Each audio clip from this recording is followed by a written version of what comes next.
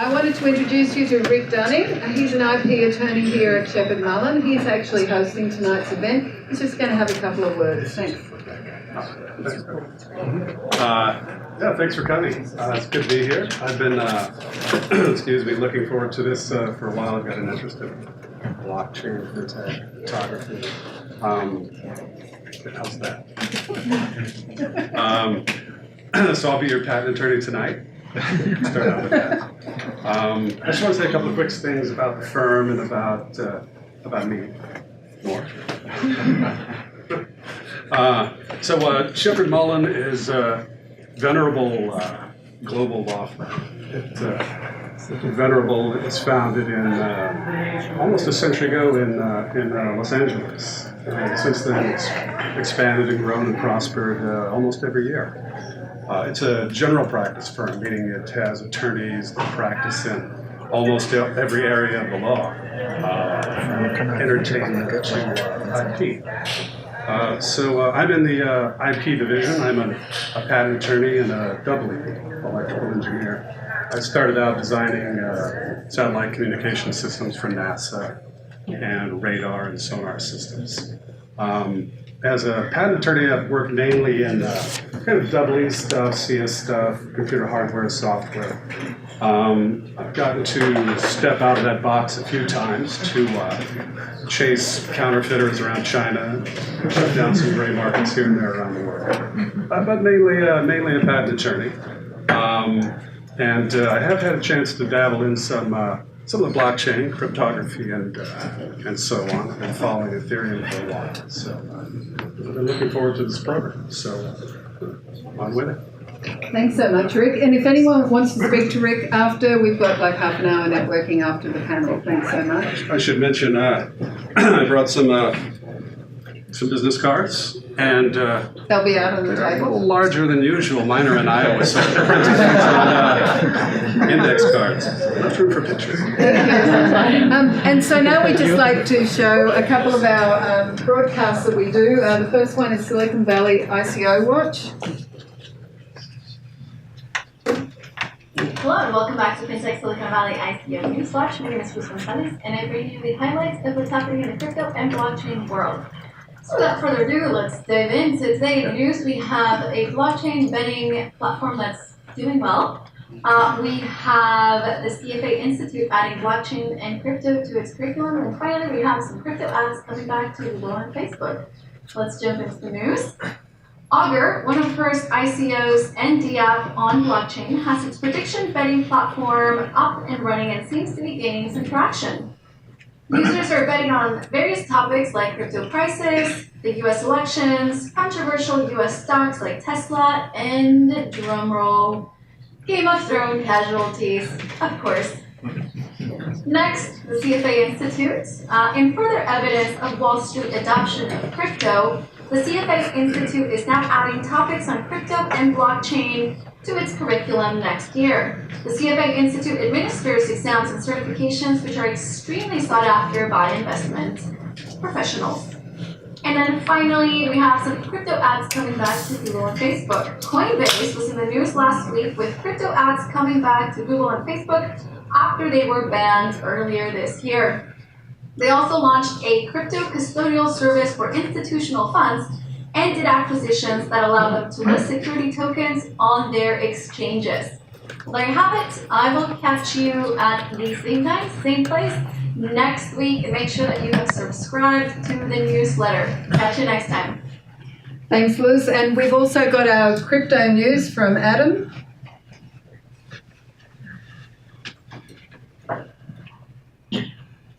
What's up, y'all? Welcome back to the Silicon Valley Crypto News. My name is Adam Gerardovec, but you can call me Adam. Hello and welcome back to FinTech Silicon Valley ICO News. Apologize for that. Sorry. And I am bringing... I'm here with FinTech Silicon Valley, and every week we always give you 3 things. We give you 2 lines of news and 1 bit of law. So since it's July 23rd, we need to start jumping into things because we have a lot of action to talk about this week. So that first line of news is going to be coming out of just straight Bitcoin. So on July 17th, it just spiked up. And then by the time July 23rd hit, we find that each individual Bitcoin is hovering around $7,500, which is a big improvement over the past 6 months. So the second line of news is we have a Singapore e-government service provider called Princeton Logic. They just announced that they now have a cross-border blockchain service that they're providing to help speed up efficiencies with trade. So that should be a very cool thing, and it should be interesting to see how it progresses. But that one bit of law I give you every week is going to be talking about trademarks. Because now we're in a new emerging industry with blockchain. We have all these companies who are trying to change the world, but they need to raise money first. Another thing that they need to think about, though, is protecting their rights and protecting their brand. So if you're a blockchain company, you need to trademark your brand and trademark your mark. So when you do the database search to check out registered trademarks within the United States, you need to do that search to see if there's any confusingly similar marks, but you also need to do a common law search for unregistered trademarks. So make sure your attorney doesn't forget to do that too. So with that, that was your 2 lines of news and 1 bit of law. So I'll see you next time. My name is Adam J. the Lawyer, and I'll see you later. Thanks, Adam. And now I'd like to introduce you to our very special presentator tonight. Sorry. Pavan, he's actually done a presentation for us last month and everyone absolutely loved it. He's very good. And of course, if you do need trademarking, you're going to speak to Rick, who introduced himself earlier. So I'm going to pass it over to you, Pavan. Thanks, Patty. Thank you. Hey guys, thanks for coming out. Really appreciate you coming. If you didn't get a chance to come to the previous talk, it's on the FinTech website, the FinTech Silicon Valley YouTube site. So you can catch like an introduction to Ethereum. I will go through it a little bit, but we'll go deeper right into the code soon.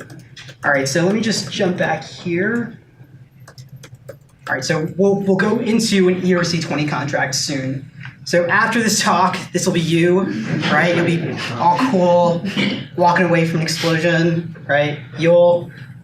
I think I can get across an ERC20 contract to you guys in this talk. So about me, I taught a blockchain developer bootcamp called Study the Blockchain. I also teach at Berkeley Extension. I taught at Rutgers, General Assembly, mostly web and mobile development and data analytics. But I got the chance to teach dApps and Ethereum development, and that was a lot of fun. Speaking of Blockworld, hopefully some of you are coming. So I'm leading a workshop there, did a TEDx talk, and I was CTO of a healthcare startup back in the day. So I basically said this is what I've taught. So we'll just jump right in. We'll go through some basics first before we jump into the contract. So I don't want to assume anything. So first off, what's a database, right? It's a program, it lets you store data, right? And it lets you get the data, and it lets you update the data and change it. So that's a database. And if you're wondering, like, why are we talking about a database, right? Well, Ethereum is essentially a database. So I wanted to make sure that was like, taught. So a database runs on a computer. It's software like Microsoft Word, essentially. And people, websites, apps, you connect to it and you get data and you update the data, right? That's all it is. Databases are complex. No, they're not. They're really simple, right? They're super simple. So if you've ever used Excel or a Google Sheet, you understand how a database works, right? So like over here, we have an ID column, and all the programmers in the room, like this is a primary key, but if you understand what a number is, right? Like a unique number. That's what an ID is right here. And then so over here for this first row, it's pickles. And then there's 1 pickle in the refrigerator, right? And the unit is a jar, right? In a database, right? Keep in mind this right here. In a database, it looks like this, right? And that's basically the same thing, right? So Google Sheet, right? And this is Postgres, SQL. But I mean, it looks the same thing. Sure, it's a little bit more complex to put it inside of a database, right? You have to use a language called SQL, but it's literally the same thing. It's pretty simple. So typical databases are MySQL, Postgres, Oracle. These are relational. There are non-relational typical databases, but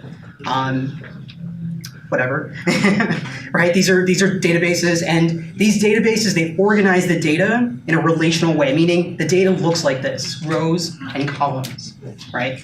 And so this is, when people say centralized, this is what they mean, right? This is what a centralized system looks like.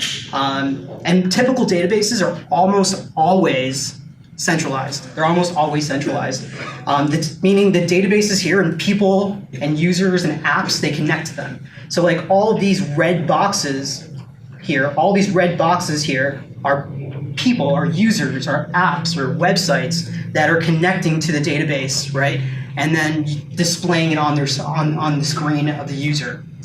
And what about decentralized? When I say decentralized, I also mean distributed. They're both like the same word. Distributed, decentralized, same thing. In a decentralized system, the database, it's not like in a central location, right? It's like everywhere. It's spread across the world. And I think Ethereum has around 1,500 nodes spread across the world, mostly in the United States. So go USA, right? We have the most. I thought it was China, but surprisingly, it's us. So you'll have a lot of nodes that basically have Ethereum, that have the database like on their system. Not all nodes have the entire database, like because you can run an Ethereum node on your phone, and you obviously can't have the entire database on your phone. When that happens, like the developers of that node basically use some innovative strategies to basically make it so that you can access the network. But essentially, the only thing you have to understand here is that this is more distributed. When it's decentralized, it's distributed, right? Questions so far? Anyone? Any questions? Anything? All right. So, what's a network, right? A network, it's things or people that are connected together. So that's all it is, right? And then network examples, right? You have a bunch of people, they hang out like you guys did earlier today, right? That was networking, right? Right, between people. You could do that in a private Facebook group too. Well, you can have a bunch of phones that are connected together, and then that's a network of phones, and you could transfer calls between phones, right? I mean, I guess it's less common nowadays, but like if you've ever had a conference call on your cell phone and you dialed someone in, right? That's like a network. You could also have a bunch of computers connected together, right? You could have a network of computers. And that network of computers can share data with one another. And so Ethereum is a network of computers, right? With a shared database, right? And also, this network of computers, Ethereum, right, can run special code. That special code is called smart contracts. So again, right, Ethereum is a network of computers, right, just computers connected together that have a shared database, right? A database is just a program that can get and update data for you, and it also runs special code called smart contracts. That's it. That's all Ethereum is, right? And then, so this shared database, it's decentralized, meaning it's distributed, right? It's not in one place. It's like in many other places, at least 1,500 plus places. If you see the other talk, there's a map I have in the other talk of all the nodes around the world. And the database, like what does it contain? It's not foods in a fridge, it's transactions, right? This database, this Ethereum database on these nodes spread across the world contains transactions. So these transactions can be between people and from people to contracts, right? So that's basically the transactions right there. So transactions between people. Transactions between people. What does that mean, right? So raise your hand if you've ever sent someone Ethereum or received Ethereum from someone. Right there. All right, awesome. Jeff? Yeah, so Jeff, what did you need to use to be able to receive or send Ethereum to someone? Well, just need my wallet software connected to the network. Perfect, right? So Jeff said he needed a wallet connected to the network, right? So what is a wallet essentially? A wallet is an address, right? You have an address, you have a private key, and you have a public key. We won't go too much into it, but as long as you have an address, right, in a wallet, you can receive Ethereum, and you can send Ethereum to someone, right? And that makes sense, right? Because you've all gave money to someone at some point in your life to get something, right? Or someone's given you money to get some. Hopefully, right? That if that's not happened, then you're an alien, right? But the next thing, transactions between people and contracts. It's kind of weird. This whole concept's really weird, unless you've used a dApp before, right? Has anyone used a dApp? Raise your hand if you've used a dApp, Jeff. That's pretty good, right? So you've used a dApp, so you've had to use a wallet, right? You still need a wallet, right? You still need a wallet. You still need an address with Ethereum in it to basically transact between a contract. And it's like hard to understand. It's like how can I give money to a contract? Well, what do you need to get money? What do you need to get Ethereum? You need an address, right? Contracts, Ethereum contracts have addresses, right? Ethereum contracts, the code has an address. Freaking awesome, right? How amazing is that? The contract has an address. So you can transact between your address and the contract address. That's huge. It's so cool, right? You don't, like, if you've ever used a payment network like SendGrid, or, I mean, not SendGrid, that's email, but like, I'm blanking on the thing. What was it? Venmo, PayPal, like, if you've ever connected to something, Stripe, that's what I was thinking, right? If you code an application, you use Stripe's API, and now you can accept credit cards, right? And with Ethereum and dApps, there is no Stripe, right? Your code can just take payments. It's insane. So what's inside of an Ethereum transaction? So what's inside of an Ethereum transaction? You have a nonce, and a nonce is basically how many transactions are going out. I mean, it's basically a number that's never used again, right? But if you have only one transaction going out, it starts at 0. The nonce is 0. If you have 2, then the second nonce is 1. Then you have the gas price. That's like how much the transaction is going to cost. And you have the gas limit, which is how much, like the max amount that the transaction is going to cost. If the gas limit isn't set, that means you're actually deploying a contract. It'll assume that you're deploying a contract. And then value is basically, oh wow, is it back? That's okay, I'll just pretend that you guys still see it. Is it back? It's Jesus. What's going on? It's a phone call or It's a phone call. Well, again, what's inside of an Ethereum transaction? All right, do nothing and things work, right? What's in an Ethereum transaction, right? We said nonce, right, which is the number of outgoing transactions, right? If it's just one transaction, it's 0. It's a 0 nonce. If it's 2 transactions, the second one is 1. The gas price is how much the transaction is going to cost. Gas limit is the maximum you're willing to spend on the transaction. And then if it's not set, the gas limit's not set, it's going to assume you're deploying a contract. Value is how much Ethereum you're actually sending, right? It's how much you're sending in the transaction. Data is interesting. It's like, let's say you're calling a specific function in the smart contract. It's specified inside of data, right? And usually when people are doing this, you don't really think about it, right? Because your wallet's handling it for you. Your wallet's sure, you can write code to send a transaction, and developers do that, but if you have a wallet, your wallet's handling this for you. If you're using a dApp, then the dApp's handling this for you. So again, what is Ethereum? Ethereum is a network of computers connected to one another that runs special code. Special code is called smart contracts. The code of a smart contract, like, anyone can anonymously create a smart contract and deploy it. If you've ever deployed a website anywhere, right? If you've ever deployed a website, or hired someone to make a website for you and deploy it, then they had to like make an account on AWS, right? Or make an account on DigitalOcean or Linode or some service. And then they had to give them personal information and then put credit card information down, and then it gets deployed, right? So they know your identity. They have everything about you. But with Ethereum, no personal information is needed. All you need is a wallet.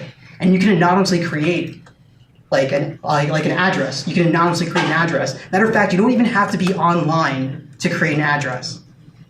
it's nuts, right? So it's so easy to deploy code on this. But once you deploy code, no one can change it. Not even you, right? Not even the person who deploys the code can change the code. That's the difference. It's immutable. And then anyone can see it for the most part. I say the most part because sometimes it's hard to see the code, right? Unless the developer of the contract kind of like opens it up a little bit, right? Sometimes you have to dig deep to kind of see the code, right? So smart contracts, right? Anyone can run smart contracts. Like anyone can run any smart contract out there.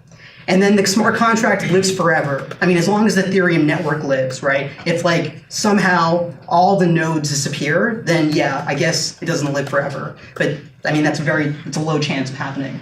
And then in most cases, it's very trustworthy. I say in most cases it's very trustworthy because it depends on the developer, right? If you're using a dApp, make sure the code vets out.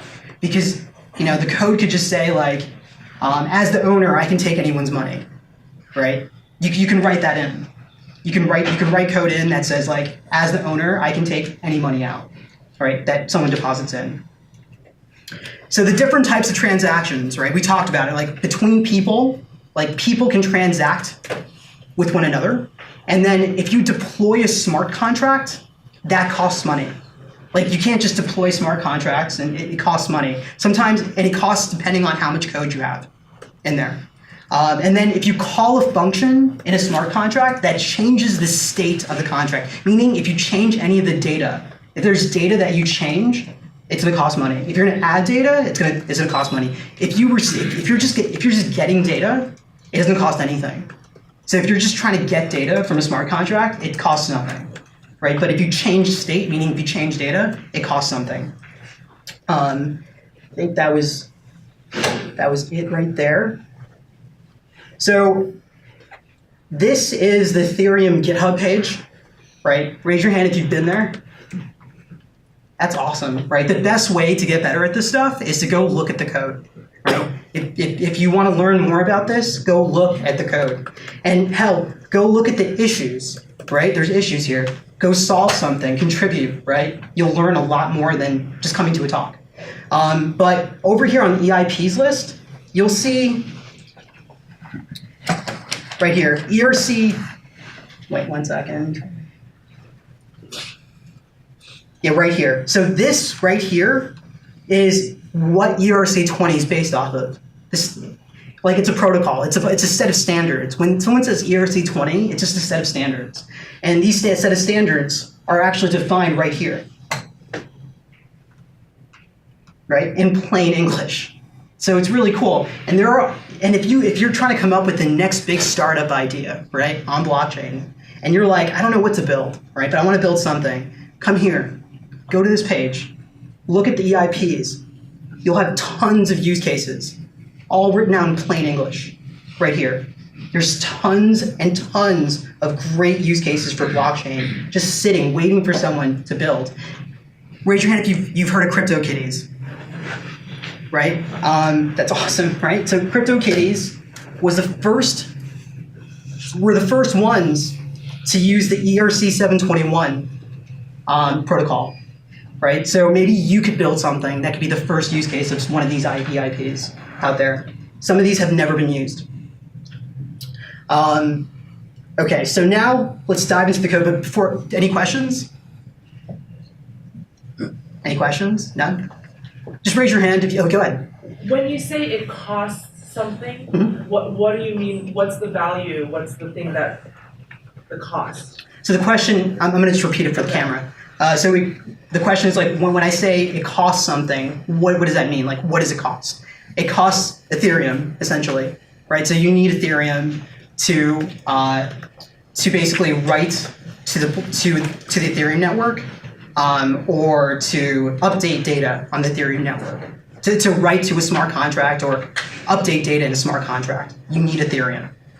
And then who takes the value? Who takes that Ethereum? Yes. Yeah. So part of that goes to the miners, right? It goes to the miners, right? It goes to the network to verify the network, to verify the blocks. Transactions are in blocks, and the blocks need to be verified. The miners do that by running running their mining equipment, right? Yeah, so that's where the money's going. Got it. Yeah. Any other questions? Yeah, right there. Why is it called gas price and gas limit? So someone wrote it. So wait, let me restate the question. Why is it called gas price and gas limit? My answer: someone wrote it that way. Yeah. So sorry, but if I don't know any more than that. What was the other question? Someone raise your hand. Go ahead. What's the difference between ERC and EIP? What's the difference between ERC and EIP? So, it's a really I don't even know what ERC stands for. Yet like I can code it out. Ethereum request for comments. Ethereum request. What was it? Comments. Comments. Ethereum request comments. Awesome. By Rick, the attorney. Awesome. Thank you.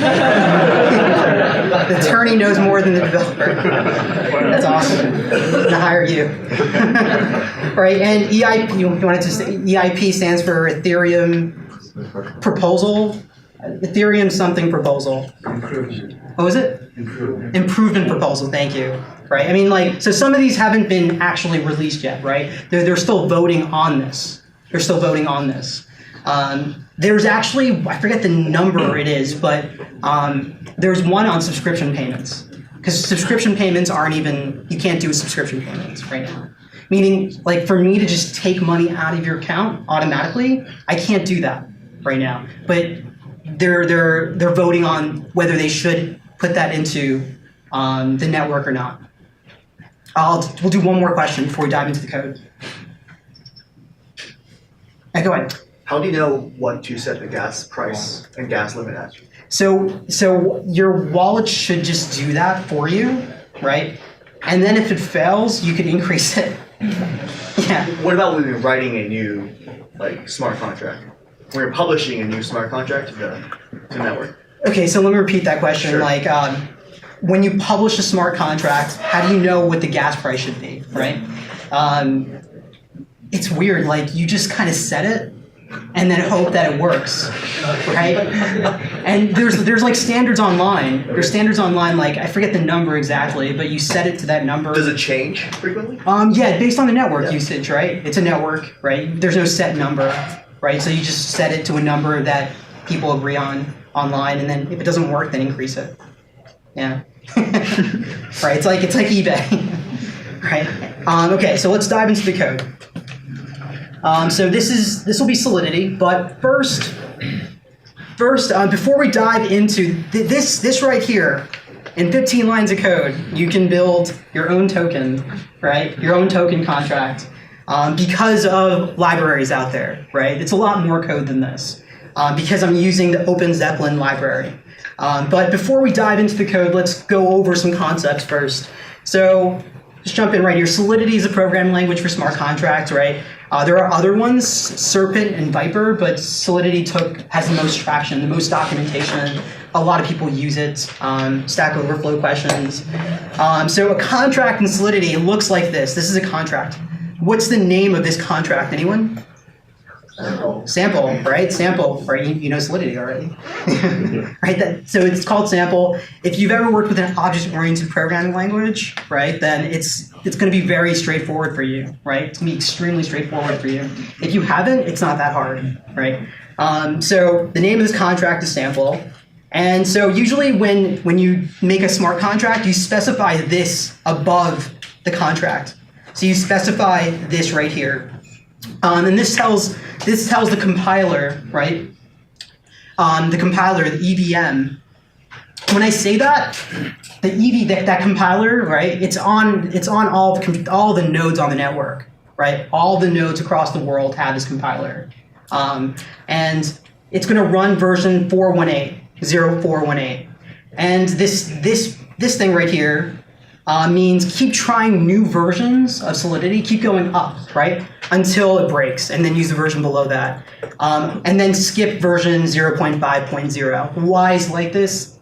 Someone wrote it like this, right? That's it. Questions about this? Yeah, go ahead. So you said there were a couple, I'm sorry if I'm using the wrong word, languages for smart contracts, Viper, etc. How does that relate to this occurring within Ether or Ethereum, and then something like EOS, which is another platform for smart contracts? Yeah, so the question is, there are a couple of languages, and how does that relate to Ethereum and EOS, right? Yes. Yeah, so, I've never really looked too much into Serpent and Viper. I tended to talk on Viper. I think by the person who writes it, who makes it. It was pretty cool. It's going to work this. I mean, like, you're still going to need Ethereum. It's going to work the same way. Essentially, you're still going to need Ethereum to write, add, and update data to a smart contract. Right? It's just going to be different syntax. That's all. And EOS, I haven't dived too much into it. Is it proof of work? So delegated proof of stake. Yeah, delegated. DPoS, delegated proof of stake. There's like 21 nodes. It's Okay. the smart contract language is written in C++. Okay, it's in C++. Interesting. Yeah, I'm not sure how it would work exactly, but I'm assuming you're going to need some kind of you're going to need EOS to use it. Yeah. Okay, so going into the next part right here, right? So we will get into the smart contract part. I just want to go over this stuff first, otherwise it'll be hard to understand a smart contract. So in smart contracts, there are UINTs, unsigned integers, and unsigned integers are basically they're positive numbers. They have to be positive. They can't be negative. So basically, in your code, you'll specify unsigned integers like this right here, and this is actually code from the ERC20 contract right here. This one line right here. It sets the total supply. And you don't want usually you don't want numbers to be negative, right? Like in a smart contract.Maybe there could be a use case, but usually you want your numbers to be positive. So if you use UINT, right, it's like a shortcut for UINT 256 in Solidity code. So when you see UINT, it's UINT 256. And then once this code right here on line 5, total supply is initialized to 0, meaning if you just write it like this, your code assumes it's 0, right? When you write it like this. All right, so you saw that number, right? UINT 256. So what does that mean, right? What does the 256 mean? UINT means it's a positive number, but what does the 256 part mean? So we'll go to UINT 8 first. So the max value of UINT 8 is 255, right? And the way to get that is 2 to the power of 8, right, minus 1. So 2 to the power 8 is, I should have wrote this in 1 sec. So 2 to the power 8 is 2 times 2 times 2 times 2 times that. So you're basically just multiplying 2 8 times by itself, right? That's what 2 to the power 8 is. And you get 256. You subtract 1, you get 255. So this is the max UINT 8 can be. And the min value is 0, right? So if UINT 8 is 255, then UINT 256 is 2 to the power of 256 minus 1. Huge number, right? A huge number. I think that's more than the amount in the universe, amount of atoms in the universe. I could be wrong, right? But it's really up there. It's a huge number. So that's what a UINT is, and that's what the 8 means right there. And then, let's see. Okay, so right here. So we'll talk about what an overflow is. An overflow is very important. In Solidity, right, the max a UINT 8 can be is 255. That's the max it can be. So what happens when you add 1, right? What happens when you try to make it go to 256? Well, it becomes 0. And that's certainly not what you want, right? So if you're saying something's UINT 8, you're saying the max can be 255, and if you accidentally add 1 to it, it actually becomes 0, and that's called an overflow, and it's caused a lot of bugs in people's code. So there's a library called SafeMath that Solidity smart contracts use to basically prevent overflows like this and underflows. Okay, so going back over here. So there's a special data structure called mapping in Solidity, and it's very similar to an object or a hash, right? So if you Ruby people, hashes, JavaScript people, objects, right? Python people, dictionaries, right? So we have a mapping right here. So over here, this mapping, what's the name of this mapping? Age, good, right? Whoever said age, good job, right? It's age. And basically it's a key, right, of a string data structure pointing to a uint8, which is a number, which is an unsigned integer, force positive, max 255, min 0. So over here, we're saying that we're having a key called Justin Bieber, right? And his age is 224.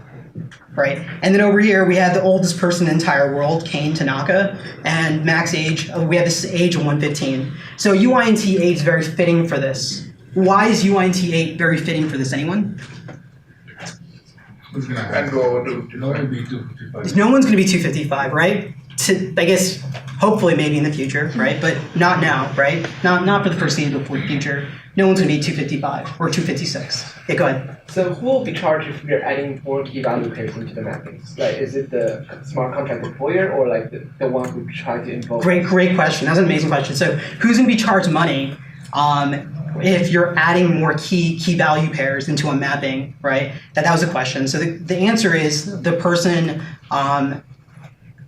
running that function. So the user. Yeah, the user. Yeah. Great question. Was there another one? Okay. All right. So, and these are some keywords that are very important. They're used all over the ERC20 contract. So they're function modifiers or modifiers.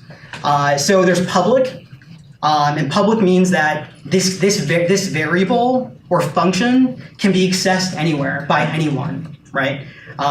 That's what public means. And there's private. Private means that it can be only accessed within the contract. And these are terms that are very common in programming. So it's private meaning you can only access this thing inside of the contract.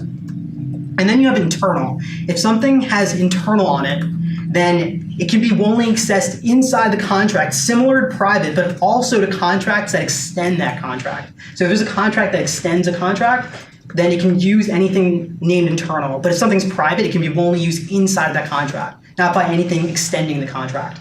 And then there's external, which means that variable can only be accessed outside the contract. And then you have view and pure. So view and pure are interesting. What they mean is that we're not going to update the state of the contract, right? We're not going to update any variables, right? State and variables, same word, right? Synonyms. So we're not going to update any state in the contract, variables in the contract. So when you say view, views can actually access state. So meaning they can actually access variables in the contract, but it never modifies it. Pure doesn't access or modify anything in the contract. So a pure function could be like a function to calculate, to convert Kelvin to Celsius, right? That would be a pure function. It wouldn't be using anything inside the contract at all. Questions on this? Yeah, go ahead. Can you give us some examples about like when to use the external keyword? Yeah, so so if you're gonna say external, it means like it's more of like you're communicating something to anyone using the smart contract, right? That the only use case that you see is outside of this contract. You don't see a use case for this function inside the contract, right? It's more of a safeguard, right? Like it's almost like why would you ever name anything private, right? Like why not just make everything public? But it's kind of like a safeguard for you, right? It's almost like a security measure. You're saying that the only use case for this is outside the contract. So I don't want any chance of using the inside of the contract because it'll throw an error if you try to use something inside of contract that's named external. It's more for you as a developer. Like why do we need to make that distinguish? Why do we need to distinguish those two? It's just for you, right? Because you literally cannot use it inside of the contract. You can only use it outside of the contract. So any app that's using that smart contract or connecting to it, they can call it, but the contract itself can't call it. Yeah. Yeah, I know it's hard to imagine, but once you see more examples, you'll see use cases external. And this is the last one. So this is a function inside of Solidity. So it's pure, right? It's pure, so does this modify state? Does this modify variables in the smart contract? No, right? It doesn't modify anything, right? And so what's the name of this function? Ret a number, right? That's the name of the function. It has no arguments, right? It's public, so it can be accessed anywhere. It's pure, so it means that it's not even accessing state. It's not modifying state either. And then it's returning, what's the data structure that it's returning? UINT8, great, right? It's returning a UINT8. So it's returning 3. So, I mean, this doesn't really do anything, this function, but it just goes over the concept and the structure of a function and solidity. So now that we have this, gone over, let's jump into the code. So this is tutorial token. You all can really run this app. So I have the app running over here. We're not going to go into the Web3 HTML, CSS code. But this is what the app looks like, and you can clone this on GitHub. It's open source on the OpenZeppelin website. So over here, this is a smart contract between this DApp, right? And so we're using version 4.17, and over here we're importing in the standard token from OpenZeppelin's library. And so this has become very standard to use when you're creating a token on the network. And this is literally all the code you need to basically create your token. So the name of this token is tutorial token. The symbol is TT. It has 2 decimals. Now, it comes with 2, but you should probably change this to 18, right? That's become the standard of how many decimal places your token should have. And then the initial supply is 12,000 right here. The initial supply is 12,000. So you'll see all these variables inside a standard token. Now this right here, this function, I just deleted all of that. So this function on line 11 right here is a constructor function. So when this contract is deployed, right, this function will run, but only once. That's it. Right, on deployment. So this function right here will run once on deployment. This is a constructor function, and you know it's a constructor function because it's named the same as the contract. There's a new standard where it's called constructor, not this, but it's still a constructor function. And you usually just make it public. And over here, we're basically taking this initial supply variable of 12,000, and we're updating a total supply underscore variable. This variable lives inside I think basic token, and you'll see that soon.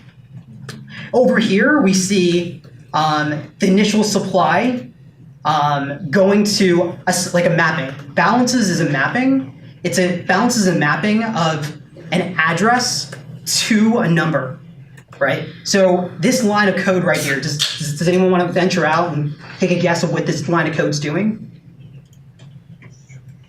Go ahead, raise your hand. It's setting the initial supply to the balances of the person sending the tokens. Perfect, right? Excellent. That's exactly it. So what he said was it's taking this initial supply of 12,000 and it's giving that to the person deploying the contract.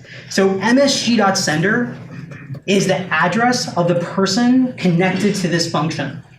Right? msg.sender is the address of the person connecting to this function. And who would this person be? It's the person deploying this contract because this function runs only once. It runs only one time, right, on deployment. So the person deploying this is that owner. The person deploying this gets all the money initially, right? Initially, right? And then there's an ICO contract that they can run, and then they can send some of that money to the ICO contract. Questions about this right here? Go ahead. Is the symbol unique across the entire network? Is the symbol unique across the entire network? Right? Is this symbol unique? No, Yeah. It's not. It's not. No. So you can have multiple TT tokens. You can have multiple TT tokens. Yeah. But they'll all have different addresses. Right? Every token contract will have different addresses. Yeah. So somebody can create a EOS token, for example. Don't do that. But you can. Yeah, but you can. You can do that. Yeah, you can. But don't do it. Yeah. Question about Is balances an array? Oh, so the question was is balances an array? It's balances is not an array. Balances is a mapping, right? So it's gonna look like this. Pull up the mapping example. I'll get to that particular code. Here we go. So balance is going to look like this.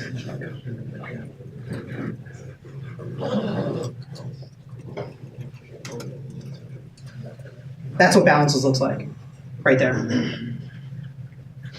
Good question. We'll do one more. I have a question. Yeah, go ahead. Can you also send tokens to a contract address? Can you send tokens to a contract address? Yeah. So you can send tokens to a contract address, but here's the thing. That contract needs to have the ability to kind of ingest them, right? Is that in constructed? They would have to write a special contract to do that. Not ERC20 is not that contract. There's another I don't know what the number is off the top of my head, but there's another standard to be able to ingest tokens, right? And you're not really ingesting them, right? This contract can't hold on to other tokens, but it can hold on to addresses of other tokens, right? Inside of the data structure, right? And then it can modify state in that contract, in the other contract of those tokens, to say that my address has the ability to take coins from this balance. Yeah, it's a little bit complex, but you could totally do that. One more question. Go ahead. Is there a way to deploy the initial supply to people who are not the original?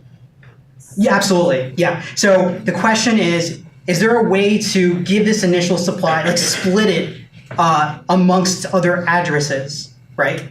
Or not? Maybe. What about all addresses?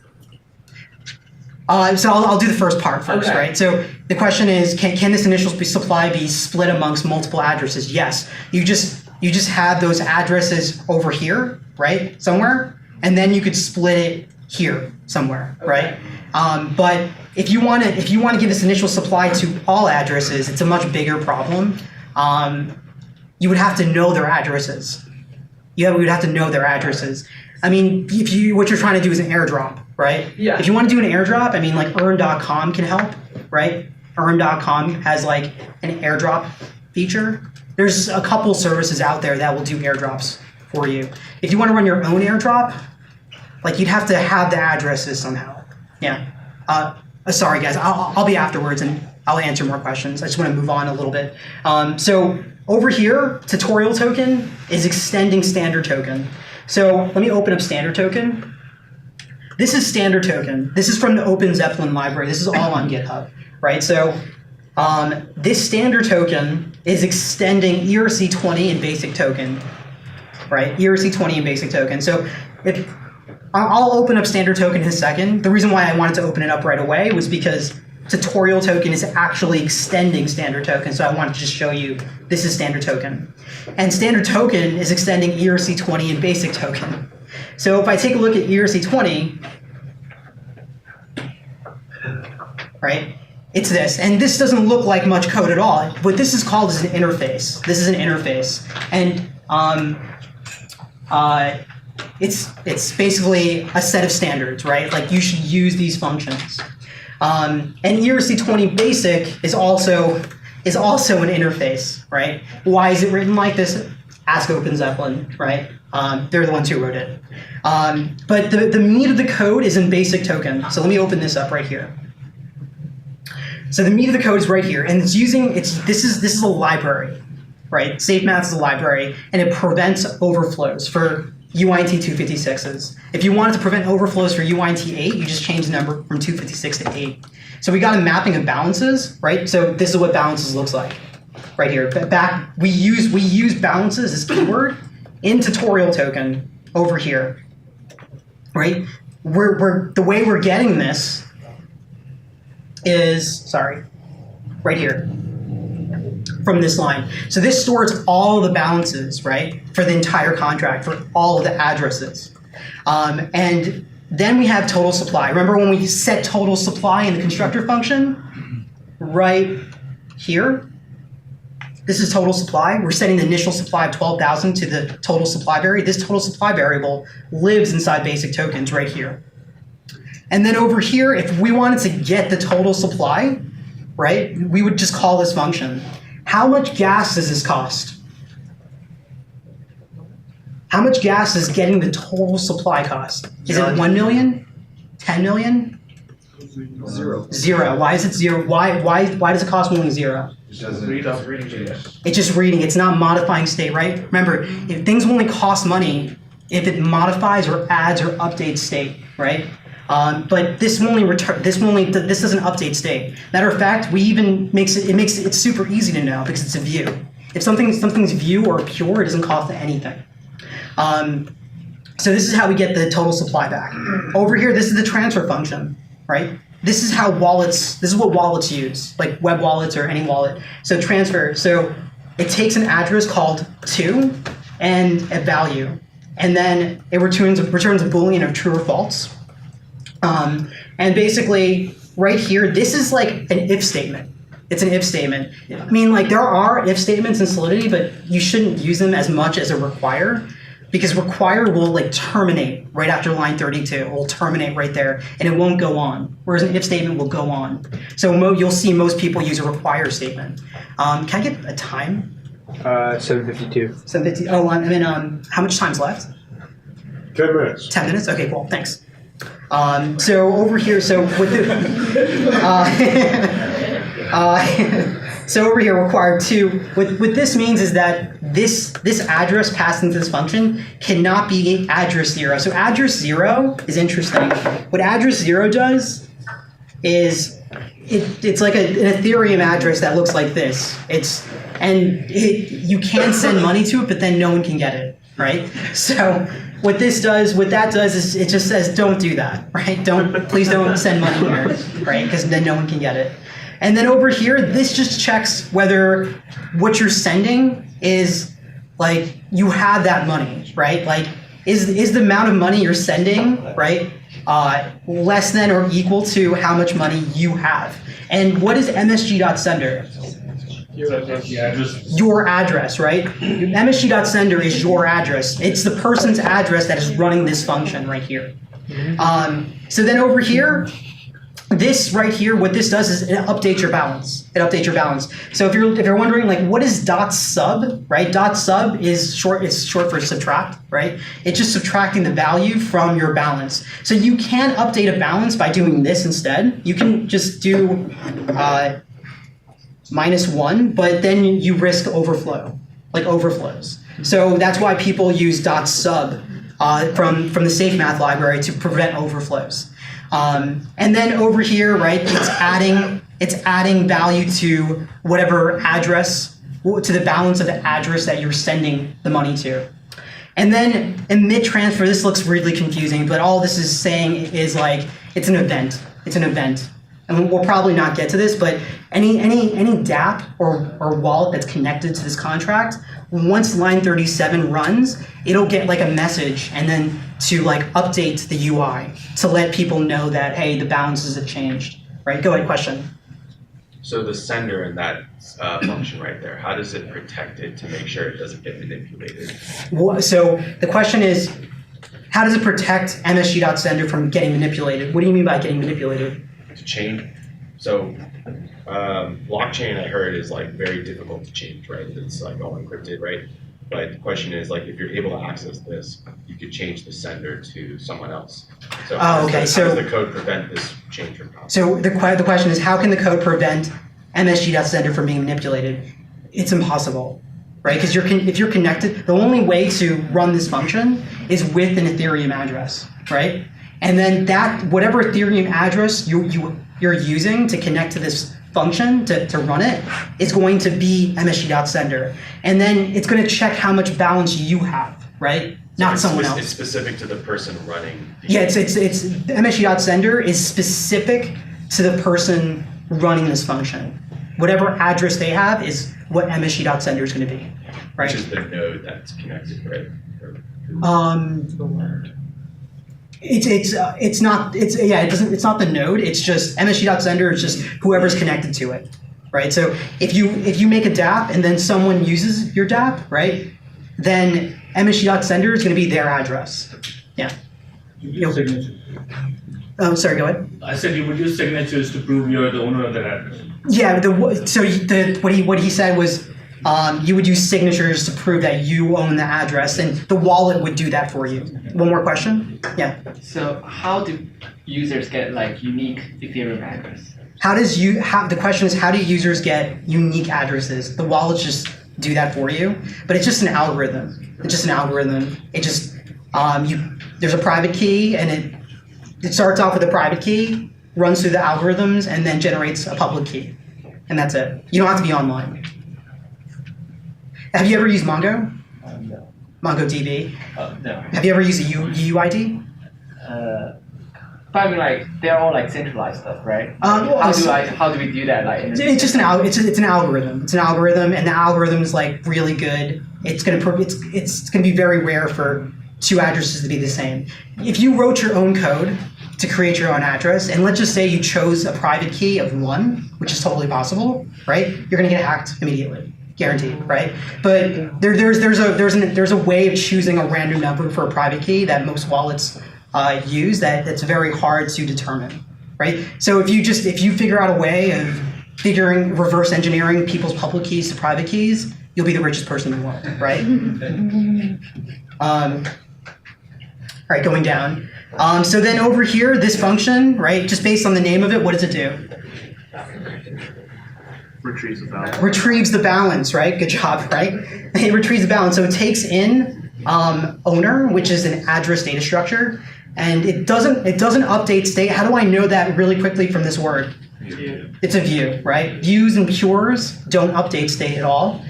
So it doesn't cost any money to run this function to get the balance. So it takes in an address, and then it returns the balance of that owner. And so it's going to return a UINT 256. So that's this contract right here, and I have about a few minutes left. So I'm going to just jump into the other bulk of the contract. So these are the rest of the functions. So this is a little bit more complex. These functions are more used by exchanges, right? So there's a protocol. ERC20 is a protocol, and so as long as you follow these standards, then it's really easy to integrate your token onto an exchange like IDEX or like Binance or anything. I mean, you have to pay money to Binance, but other than that, you can do it. So over here, this is interesting. This right here is a mapping of a mapping, right? So the mapping is called allowed. It's internal, meaning anything inside of this contract right here can access it, or any contract that extends this contract can access this allowed variable.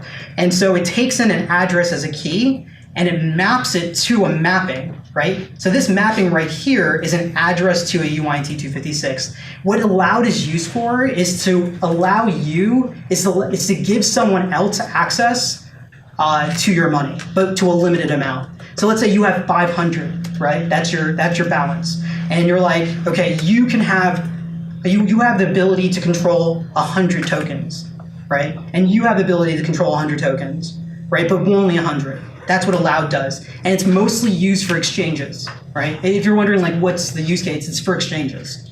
And yeah, okay, so transfer from, right? Transfer from. All right, this is different from the transfer function that we saw earlier. It's a little bit more complex, but it's because it's doing more checks, right? Because this is allowing someone else ability to take money out of your address, your balance, right? That's what this transfer from function is doing. And then we have over here the prove function, right? This basically lets give someone lets you add someone to this mapping right here of allowed, right? So you could pass it an address and a number. So if I go down over here to approve, basically it takes in an address and a value right here. It's almost like you're giving an allowance to someone, right? An allowance to your balance. So over here, it updates this mapping. It says, all right, so grab my balance, right? And here's my address, and here's the person's address that I want to give an allowance to, and this is how much I want to give to them, right? So that's what this does right here. And then going down, this is an allowance function, so it just returns how much of an allowance they have, right? It returns how much this person has access to in my contract. And then going down more, you can increase the amount of money that that person has, the allowance of that person with this function, increase approval. And then you can also decrease the allowance for that person, right? And again, it's like it's hard to kind of imagine like how would I use this with my friends? It's more for exchanges. Exchanges use these functions. Yeah. So let's just jump into questions. Go ahead. Is that allowance per unit of time?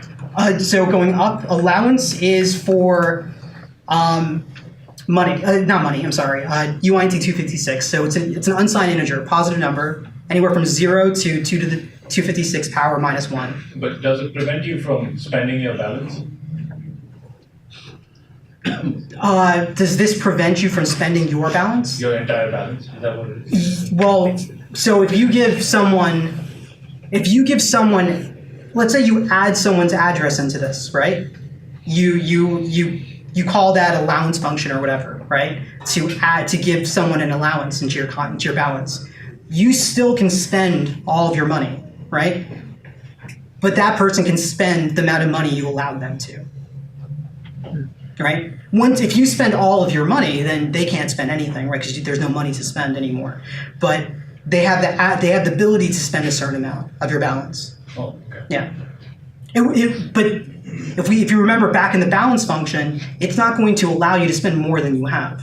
The balance the transfer function is not going to allow you to spend more money than you have.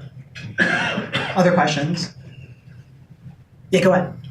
There's like a little underscore before some of the variables. Oh yes, what sorry. Does that mean? Great. So the question is, what does this underscore mean? It's just a convention that Solidity uses, right?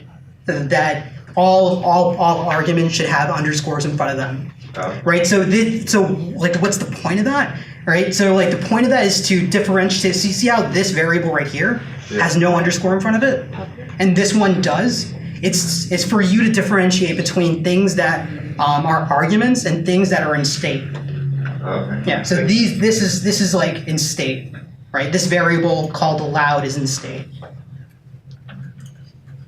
Other questions? Yeah, go ahead. So if you accidentally mess up part of your contract and you publish it, and 6 months down the line somebody discovers a critical flaw, what happens? So if you mess up your contract and then 6 months down the line, and you deploy it, and then 6 months down the line there's a critical flaw, what happens? You have to tell people that you screwed up, right? And then you make a new contract, right? And then you transfer money to all the people that had money before to those addresses. You would have all those addresses, right? So you would know what to do. It would just cost you time and money, and then your token would also go down a little bit, right? Same answer from the lawyer. Can you deploy the same contract? Can two people deploy the same contract? Can two people deploy the same contract?